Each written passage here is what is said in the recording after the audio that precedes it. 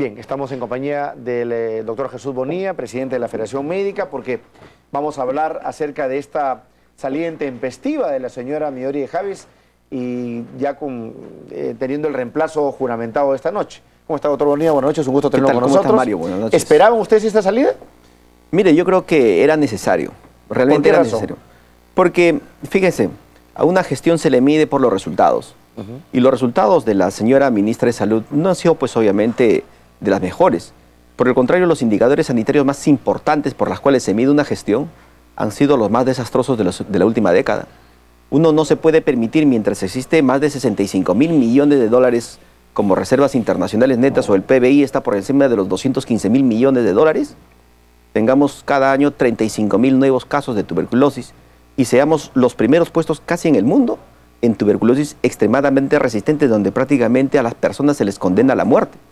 No podemos permitirnos en un escenario económico de esta naturaleza que exista malaria incontrolable, el dengue que no se pueda controlar, anemia crónica, un relajamiento en la política de inmunizaciones que ha permitido que se mueran más niños por neumonía durante los 2 últimos años, que exista, por ejemplo, casi como 20 veces más que el 2011 tos convulsiva. Entonces yo creo que los resultados son los que se muestran y los resultados son absolutamente lamentables, ¿no? Y eso se debe a problemas estructurales del sector, falta de personal médico, falta de establecimientos médicos, falta de medicinas, porque tiene que, o sea, digamos, me imagino que usted está manejando cifras oficiales, ¿correcto? Por supuesto. Ya, entonces, ¿a qué obedece eso más resultados? No vamos a hablar todavía del tema de la relación, digamos, sindical, que eso es otro problema, pero miren, a nivel de la gestión, ¿a qué obedece este tipo de resultados? Lo que pasa es que las gestiones anteriores de repente le pusieron mayor énfasis en la promoción y en la prevención de las enfermedades.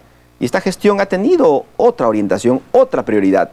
La prioridad de la señora ministra de la Salud ha sido fundamentalmente ver el tema de la privatización del sector, enfrascándose en ello y prácticamente descuidando la labor social.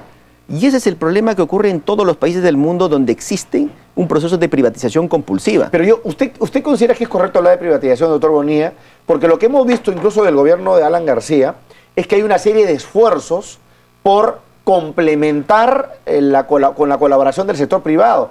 Las asociaciones públicas y privadas son un mecanismo muy eficaz justamente para que el Estado, en este caso el sector salud, se dedique a lo que usted está señalando, a atacar las enfermedades, a dedicar al personal médico, a capacitarlo mejor, a, digamos, cubrir adecuadamente la atención a nivel nacional y justamente dejar en el sector privado la construcción de infraestructura, el mantenimiento de la misma, la gestión de los almacenes, de las medicinas. Porque justamente se busca lo primero, es decir, que el Estado cumpla con su deber original. Entonces, miren, ¿por qué hablar de privatización? Claro, lo que ocurre es que seguramente las APPs han sido muy buenas en construir puentes, en hacer carreteras, en hacer infraestructura, probablemente. Pero en la conducción de los sectores, cuando ha asumido el sector privado, sus resultados han sido lamentables. Y el ejemplo más claro es el caso colombiano. Luego casi de 20 años de reforma privatista en esencia del modelo colombiano, ha tenido un revés, un fracaso, porque las cifras precisamente de los indicadores sanitarios y la satisfacción del usuario ha sido muy lamentable. Han entrado en un proceso de contrarreforma que aún no tiene resultados. ¿Por qué? Porque existe el poder económico que se sostiene muy fuerte en Colombia. Un proceso de privatización ha sido el caso chileno. Hoy el Chile es la medicina más cara de Latinoamérica, ¿no? Entonces creo que estos modelos en materia sanitaria... ¿Pero no tiene por qué ser caro en el Perú? Fíjese, los costos cuando entra el sector privado se elevan. Si no, ¿dónde está la ganancia para el sector privado? ¿Usted cree que el sector privado va a ir a hacer labor social en esencia? No, el sector privado va a ir a ganar. Y fíjese, los contratos... Pero no están así, doctor, porque finalmente los contratos que formule el Estado van en función a metas y objetivos logrados. Es decir, yo voy a remunerar tu servicio en función a mayor cobertura en este punto, un incremento de la dotación de servicios en este otro, mayor capacidad de camas en un hospital. Pero digamos, no es que se simplemente cobran lo que le da la gana, va atado a una serie de resultados que el Estado supervisa que se cumplan. Mire, los resultados en las experiencias latinoamericanas no han sido las más adecuadas. La experiencia peruana la podemos ver, por ejemplo, en el Instituto de Enfermedades Neoplásicas del Sur, en el IREN del Sur.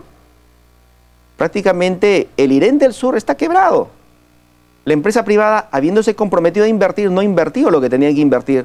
Los bienes prácticamente han sido embargados y el gobierno regional de Arequipa ha tenido que promover la ruptura de ese convenio. Uno de los muestras, por ejemplo, de asociaciones público-privadas es en el Hospital del Niño de San Borja, donde el privado prácticamente no arriesga nada. El Estado ha hecho el edificio, ha puesto el equipamiento, paga el personal, va, administra y prácticamente gana sin haber invertido nada. De hecho, que es una forma de APP, pero sin embargo le van a dar 310 millones de soles para administrar durante 10 años. Obviamente las cosas no son tan adecuadas en el sector privado porque fíjese, si en el Hospital del Niño de la Avenida Brasil, ¿no?, gastaban 10 soles por la piel de cerdo para trasplantar a los niños quemados, hoy esa misma piel en el Hospital de San Borja por lo menos cuesta 10 veces más. Entonces los costos definitivamente se tienen que elevar porque la rentabilidad es la que exige el sector privado más que el servicio. Y el sector privado debe participar, es cierto, pero cuando se ha promovido el ingreso del sector privado en el manejo hospitalario, existe con mucha frecuencia que no se adhieren a los protocolos de atención de los pacientes. ¿Por qué? Porque le están buscando más rentabilidad. ¿A usted le parece que sea más rentable la cesárea que el parto normal? Por supuesto que la cesárea es más rentable. Y usted ve en las clínicas privadas del Perú... Pero doctor, para eso hay una superintendencia, hay un regulador. Mire. O sea, hay una entidad, hay profesionales del Estado de independencia autónomos que controlan justamente ese tipo... O sea, digamos, a ver, vamos a ver, si yo fuera entidad reguladora, ministro, viceministro del sector salud, y, digamos, vía una APP dejo que un privado administre un hospital X...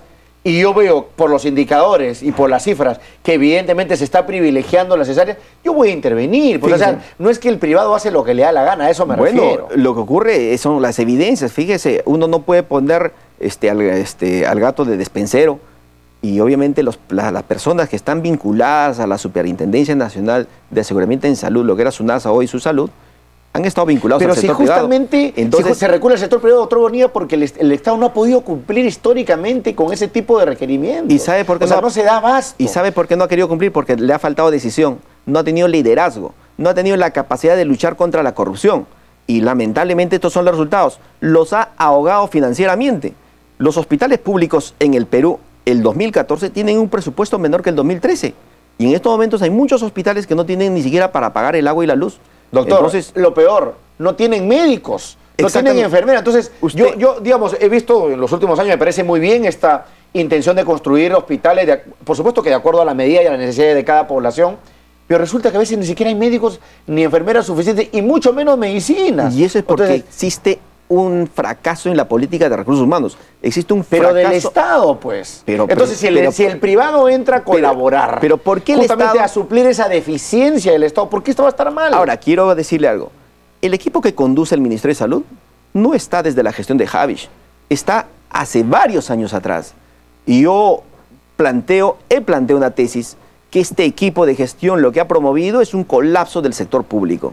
Y lo ha colapsado y parece lograr su objetivo. Es por eso que existe una alta insatisfacción del usuario, porque cuando va, a veces no están las historias clínicas en el momento que deben estar. ¿Por qué? Porque la tecnología de los hospitales es obsoleta, porque el Estado no invierte.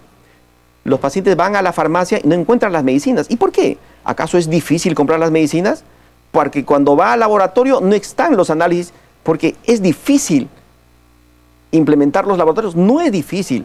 Es un tema de decisión política. Y la decisión estamos ante el fracaso del Estado en el sector salud. Es lo que usted me quiere decir. Es el fracaso de un equipo de gestión que no solamente lo ha conducido la señora ministra de Salud, sino veamos quiénes han sido los ministros de Salud anteriores y fíjese, es el mismo equipo. Este nuevo ministro, el señor Velázquez, que acaba de juramentar hace 1 hora y media aproximadamente, ¿le merece algún tipo de expectativa positiva para algún cambio? Bueno, yo pienso que sí, siempre hay que darle un beneficio. ¿Usted lo conoce, no? ¿Ha negociado con él o no? No he llegado. Es el otro viceministro con el que usted hablaba. No he llegado a conversar con el doctor Aníbal Velázquez, pero me parece saludable el cambio.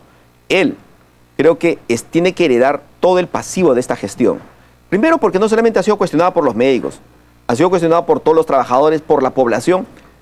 Este debate de la reforma se ha trasladado al Congreso de la República en el Pleno del Congreso de la República. La clase política le ha llamado la atención. Estás en una ruta equivocada. Y por eso que se ha promovido la interpelación. Se tenía de repente la garantía de los votos de censura suficientes, no se sabe. Pero es una especulación. Es una especulación, por cierto, pero ya estaba ahí. No ha salido bien parada la ministra en la interpelación.